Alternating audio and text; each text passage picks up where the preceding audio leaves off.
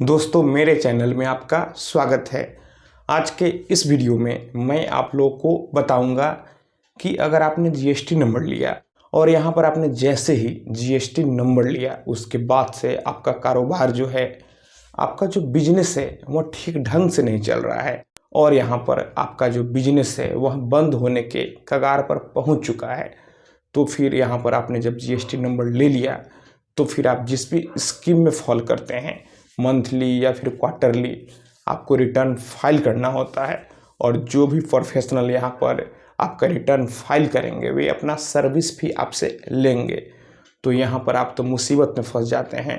एक तो आपका बिजनेस नहीं चल रहा होता है, वह बंद होने के कगार पर पहुँच चुका है और यहाँ पर आपको प्रत्येक माह अपने प्रोफेशनल को जीएसटी रिटर्न फाइल का पैसा देना होता है।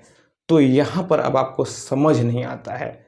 दोस्तों, एक गलती आप कभी भी ना करें, नहीं तो आपको झटका एक ही बार लगेगा। आपको एक ही बार पता चलेगा कि आपको लाखों रुपए का फाइन देना होगा। अब सवाल उठता है कि आखिर वह कैसे। दोस्तों, आप जैसे ही जीएसटी नंबर लेते हैं उसके बाद से आपका बिजनेस चलता है या फिर नहीं चलता उससे कोई भी मतलब नहीं है। अगर आपका जीएसटी एक्टिव है तो आपको प्रत्येक मंथ या फिर अगर आप क्वार्टरली स्कीम में आते हैं, कंपोजिट स्कीम में आते हैं तो फिर क्वार्टरली यानी 3 महीने पर आपको रिटर्न फाइल करना होता है। कई लोग सोचते हैं कि अरे मैंने जीएसटी नंबर ले लिया है, मेरा बिजनेस नहीं चल रहा है, कोई सेल परचेज नहीं हो रहा है, तो आखिर मैं क्यों जीएसटी फाइल करूं। लेकिन यहीं पर वह गलती कर बैठते हैं। दोस्तों, जीएसटी फाइल करने का एक ड्यू डेट होता है। अगर आप उस ड्यू डेट के भीतर रिटर्न फाइल नहीं करेंगे तो अगर आपका जीरो रिटर्न है, नील रिटर्न है, तो अगर आप डेट मिस कर जाएंगे तो फिर आपको 20 रुपये प्रतिदिन के हिसाब से लेट फाइन देना होता है। और अगर आपका सेल या फिर परचेज है तो फिर आपको 50 रुपये प्रतिदिन के हिसाब से फाइन देना होता है। तो अगर आपने एक बार जीएसटी नंबर ले लिया है उसके बाद से बिजनेस चलता है या फिर नहीं चलता उससे कोई मतलब नहीं है। आपको ड्यू डेट के भीतर रिटर्न फाइल करना है। तो अगर आपने भी जीएसटी नंबर लिया है और आपको यह बात पता नहीं था तो आप आज ही अपना रिटर्न टाइमली फाइल करवाएं। अगर आप हमारे माध्यम से जीएसटी रिटर्न फाइल करवाना चाहते हैं या फिर जीएसटी से संबंधित कोई भी सवाल पूछना चाहते हैं, फ़ोन से बात करना चाहते हैं, तो इसके लिए आप हमें पहले इंस्टाग्राम पर फॉलो कर लें।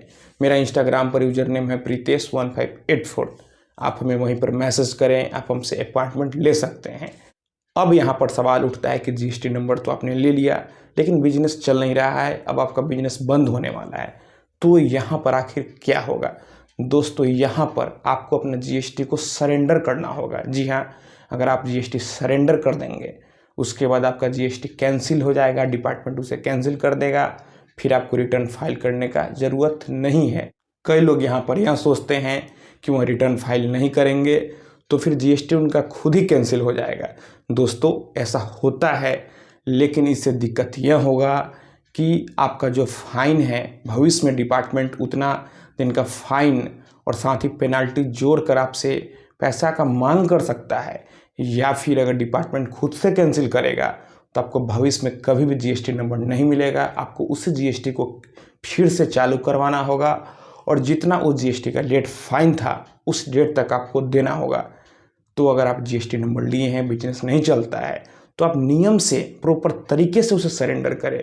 अगर आप उसे प्रॉपर तरीके से सरेंडर करेंगे तो फिर आपको भविष्य में फिर से जीएसटी नंबर मिल जाएगा। यहाँ पर कोई फाइन नहीं देना होगा, कोई भी दिक्कत नहीं होगा। तो दोस्तों, अगर आपने जीएसटी नंबर लिया है और बिजनेस नहीं चल रहा है, बिजनेस बंद हो चुका है या फिर बंद होने वाला है, तो आप जीएसटी को सरेंडर कर दें। अगर आपने भी जीएसटी नंबर लिया है और अगर बिजनेस नहीं चल रहा है तो आप हमारे माध्यम से भी जीएसटी सरेंडर कर सकते हैं। अगर आप हमसे इस सिलसिले में बात करना चाहते हैं तो मेरा वही इंस्टाग्राम आईडी है Pritesh1584। आप हमें वहाँ पर फॉलो कर लें और आप हमें वहीं पर कॉन्टैक्ट करें। तो दोस्तों, मैं आशा करता हूँ आपको ये वीडियो पसंद आई होगी।